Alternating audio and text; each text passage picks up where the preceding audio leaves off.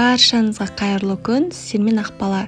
Бүгін сіздерге соңғы кездері өте танымал болып жүрген ауызда еритін испандық чизкейктің жасалу жолын көрсететін боламын.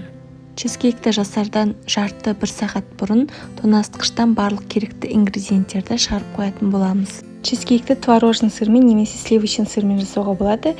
Мен сливочный сырды пайдаландым. Жұмсарып тұрған сливочный сырға құмшекерді салып, екеуін жібігенше араластырдым. Одан кейін 4 жұмыртқаны бір-бірлеп салып, әрқайсысын салғаннан кейін миксерлеп аламыз.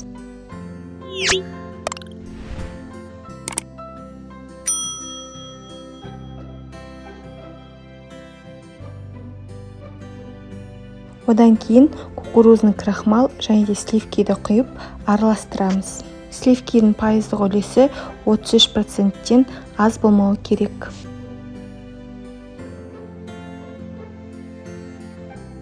Пергамент қағазын форманың ішіне осылай төсеп аламыз да, дайындап қойған тестімізді құямыз. Егер чизкейктің бек болғанын қаласаңыз, 18 диаметрлік формада пісіресіз. Осылай бірнеше рет ұрып, ішіндегі ауасын шығарып аламыз. Қызып тұрған 220 градус пеште 40-45 минут пісіріп аламыз.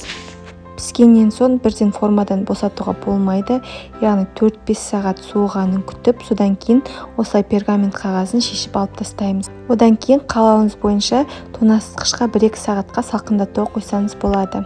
Мінекей осымен испанский чизкейк дайын. Қалауыңыз бойынша шоколадпен ұсынсаңыз болады. Баршаңызға жасап көруге кеңес беремін. Ас болсын.